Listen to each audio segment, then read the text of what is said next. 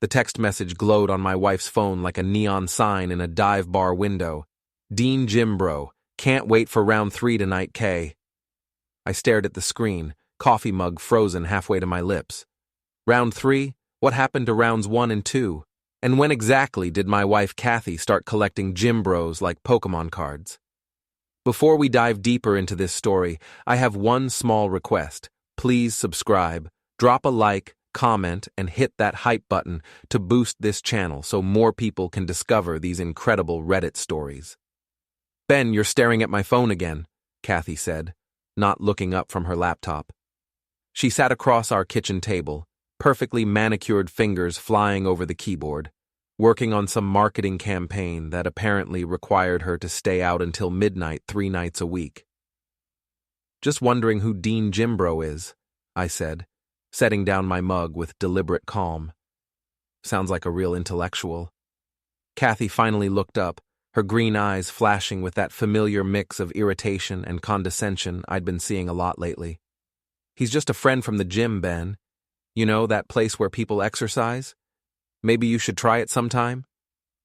Ouch. Nothing like a wife who's mastered the art of the surgical strike. I glanced down at my slightly soft midsection, the inevitable result of 7 years behind a computer screen fixing other people's IT disasters. Sure, I wasn't exactly Captain America, but I wasn't the Michelin Man either. Right, I said. Just a friend who can't wait for round 3. You're overthinking again. Kathy snapped her laptop shut with the finality of a coffin lid. Maybe you should get a hobby. Something that doesn't involve analyzing my text messages like you're debugging code. She swept past me, her perfume, something new and expensive I didn't recognize, trailing behind her like evidence. The front door slammed with enough force to rattle the wedding photos on the hallway table. Photos where we actually looked happy. I picked up her forgotten phone and scrolled through the messages. Dean wasn't the only new contact. There was Marcus Trainer Guy, Hot Yoga Jake, and my personal favorite, Chad Smoothie King. Either my wife had suddenly developed an intense interest in fitness, or she was collecting men like a kid collects baseball cards. My own phone buzzed.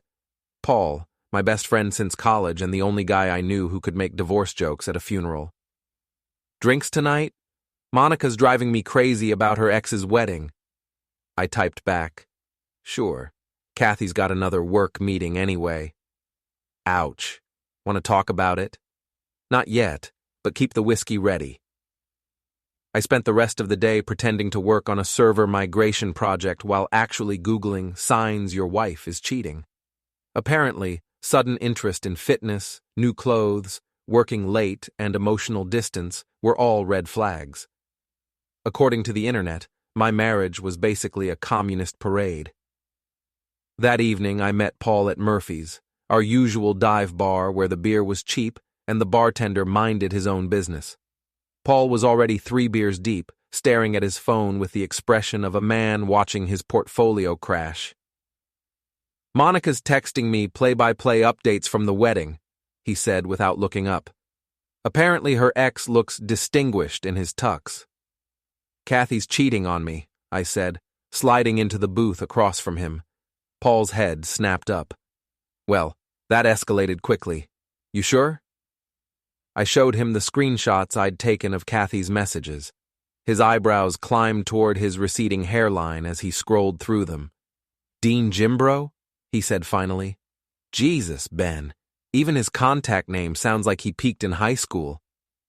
The best part? She's been telling me I need to get in shape while apparently test driving every personal trainer in the city. Paul signaled the bartender for another round. What are you going to do? I'm still processing, I admitted. Part of me wants to confront her. Part of me wants to hire a private investigator. And part of me wants to sign up at her gym just to see what all the fuss is about. Or, Paul said, leaning forward with the gleam of a man who'd had just enough beer to think he was brilliant, you could beat her at her own game. Meaning? Monica's maid of honor is single. Heather something. Cute brunette. Works in marketing like your wife. Monica's been trying to set us up for months. I stared at him. You want me to cheat on my cheating wife with your girlfriend's friend? I want you to take back some control, Paul said. Kathy's been calling the shots, making you feel like the problem. Maybe it's time she got a taste of her own medicine. I thought about it while nursing my beer. The old Ben would have confronted Kathy directly, probably with a PowerPoint presentation outlining all the evidence. But the old Ben had also trusted his wife completely and looked where that got him. Give me Heather's number, I said. 3 days later, I was loading the last of my clothes into my Honda Civic while Kathy was at her morning yoga class, which, according to her Instagram, looked suspiciously like Dean's apartment complex. I'd found the hotel receipts in her gym bag the night before. Room 217 at the downtown Marriott, charged to her credit card 3 times in the past month. I left a note on the kitchen counter. If you're looking for your husband, try room 217 at the Marriott. If you're looking for closure, try your conscience. My new temporary apartment was a furnished studio across town. Nothing fancy, but it had Wi-Fi and a view of something other than my wife's lies. I'd changed my Facebook status to single and posted a photo of my new place with the caption, "New chapter, new possibilities." Within an hour, my phone was buzzing like a hornet's nest. Kathy's friends Mia and Jordan were the first to call, their voices dripping with fake concern. "Ben, honey, what's going on?" Mia's voice was sickeningly sweet. "Kathy's beside herself. She says you just disappeared without explanation." "Did she check room 217? I asked. Silence. Then Jordan's voice in the background. "He knows about Dean." "Look, Ben," Mia said, dropping the act, "marriages go through rough patches, but abandoning your wife isn't the answer. You need to be more understanding of her needs." "Her needs?" I laughed. "You mean her need to sleep with every guy at the gym?" "That's not fair," Jordan chimed in. "Kathy's been unhappy for months. You've been neglecting her, working all the time, never paying attention." I hung up. Apparently, in Kathy's version of events, I was the villain. The neglectful husband who drove his poor wife into the muscular arms of Dean GymBro. My phone rang again. This time it was Heather. "Paul gave me your number," she said. "I heard about what happened. I'm sorry." "Thanks. How much did he tell you?" "Enough. Listen, I know this might sound weird, but do you want to grab dinner tonight? I just got back from that wedding, and I could use some normal conversation with someone who isn't trying to impress me with their CrossFit times." I found myself smiling for the first time in days. I'd like that. Heather met me at an Italian place downtown. She was prettier than I remembered from Paul's photos. Shoulder-length brown hair, intelligent eyes, and the kind of smile that made you forget your troubles for a minute. She was also refreshingly direct. "So your wife cheated with a guy called Dean GymBro?" she said after we'd ordered wine. "Among others, apparently. She's been collecting fitness enthusiasts, like they're limited edition action figures." Heather laughed. "And here I thought Monica's ex was bad. At least he only married one person. How was the wedding?" "Awkward as hell.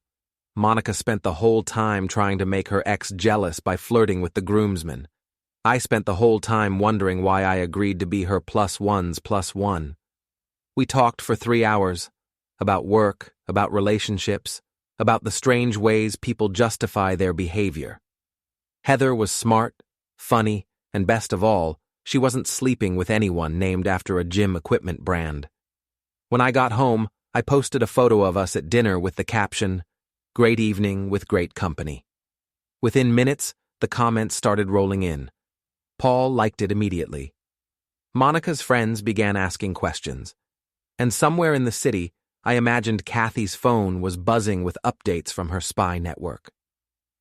The next morning, Dean showed up at my apartment building. He was exactly what I'd expected. 6'2", perfectly sculpted, with the kind of tan that screamed, "I spend more on supplements than most people spend on groceries." He was leaning against a red Mustang convertible, arms crossed, trying to look intimidating. "You Ben Foster?" he called out as I walked to my car. "Depends who's asking." I'm Dean. I think you know who I am. Dean GymBro, right? Kathy's told me so much about you. Well, her text messages have anyway. His jaw tightened. Look, man, I don't want any trouble, but you need to stop harassing Kathy. She's upset and it's affecting our relationship. Your relationship? I stepped closer, close enough to smell his expensive cologne. You mean the one built on hotel rooms and lies? She was unhappy, dude. You weren't meeting her needs. I was just being a good Samaritan? I interrupted. How noble. Tell me, do you help all the unhappy married women in your gym, or was my wife special? Dean's face flushed red. You're a real piece of work, you know that? No wonder she wanted something better. Better? I looked him up and down. You're a personal trainer who spells your as your in text messages. The only thing you're better at than me is ruining marriages. He took a step forward, hands clenched into fists. For a second, I thought he might actually swing at me. Then his phone buzzed with a text. He glanced at it, and his expression changed. This isn't over, he said, backing toward his car. You're right, I replied. It's not. As he drove away, I pulled out my phone and called Paul. I need a favor, I said, and it involves your girlfriend's Instagram account. 2 weeks later, everything came to a head at the rooftop bar of the downtown Marriott, the same hotel where Kathy and Dean had their little rendezvous. I'd suggested it for our group therapy session, as Paul had sarcastically dubbed it. Kathy wanted to talk things through with mutual friends present. What she really wanted was an audience for her victim performance. The whole crew was there, Kathy and Dean, looking like they'd stepped out of a fitness magazine, Mia and Jordan, Kathy's enablers, Paul and Monica, who'd apparently reconciled after her ex's wedding disaster, and Heather, who'd become my unofficial girlfriend over the past 2 weeks. I think we can all agree that this situation has gotten out of hand, Mia began, playing mediator. She'd positioned herself at the head of our pushed-together tables like she was chairing a board meeting. Ben, Kathy, you two need to work through your issues like adults. I'm all for adult conversation, I said, pulling out my phone. In fact, I've prepared some visual aids. Kathy's face went pale. Ben, don't. Don't what? Don't show everyone the hotel receipts I found? Don't mention the 3 different gyms you've been working out at? Or don't talk about how you and Dean here have been using room 217 like your personal love nest? Dean shifted uncomfortably in his chair. Dude, that's private. Private? I laughed. You've been sleeping with my wife for 3 months. Privacy went out the window around the same time as my marriage. Jordan leaned forward, her voice dripping with condescension. Ben, you're embarrassing yourself. Everyone knows you two haven't been happy for years. Kathy deserves to find love. Love? I interrupted. Is that what we're calling it? Because I've got text messages that suggest Dean's idea of love involves a lot more than just my wife. I swiped to the screenshots I'd gathered over the past 2 weeks. Thanks to some creative social media stalking and a few conversations with other gym members, I'd uncovered Dean's pattern. Turns out our boy Dean here is quite the romantic. Sarah from the downtown location, Jennifer from the West Side gym, and my personal favorite, Amanda, from the yoga studio. I held up my phone, showing the group photos of Dean with various women, all taken from his own social media accounts. Apparently helping unhappy married women is his specialty. The color drained from Kathy's face. That's not... Dean, tell them that's not true. Dean's silence spoke volumes. Oh, it gets better, I continued.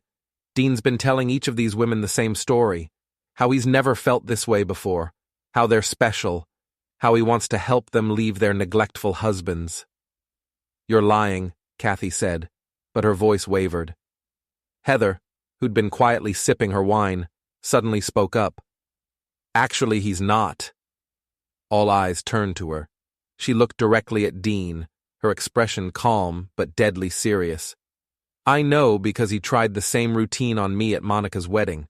Sent me messages for weeks afterward, talking about how he could help me explore my needs and how most men don't understand what women really want.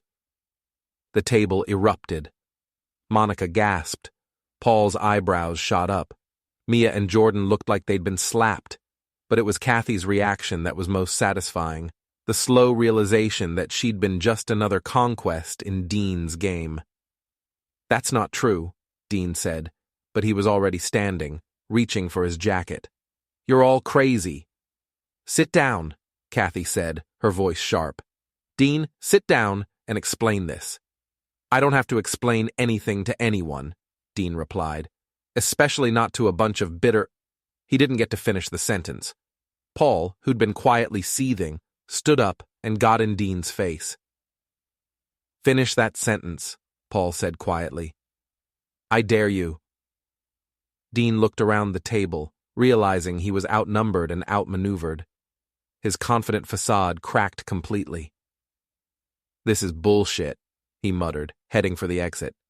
"Kathy, call me when you're done with this circus." But Kathy wasn't looking at him anymore. She was staring at me with a mixture of rage and something that might have been respect. "You planned this," she said. "I planned to tell the truth," I replied. "Something you might want to try sometime." Mia and Jordan were whispering furiously to each other. Monica was apologizing to Heather for not warning her about Dean. Paul was ordering another round of drinks like he was settling in for a show. "So what now?"